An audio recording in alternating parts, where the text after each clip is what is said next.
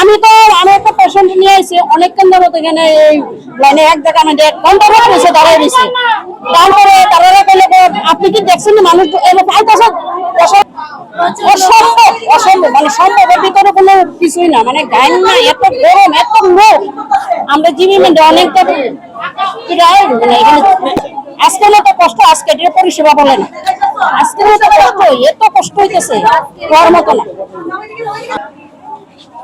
জিবির পরিষেবা আমরা অনেকদিন ধরে ভালো করলাম তো আজকের বছরের মতো কষ্ট আজকে এত লোক হয়েছে কি কারণ হয়েছে তাও বলতে পারি না ভিতরে ডাক্তার আছে কিনা আমি বলতে পারি না হ্যাঁ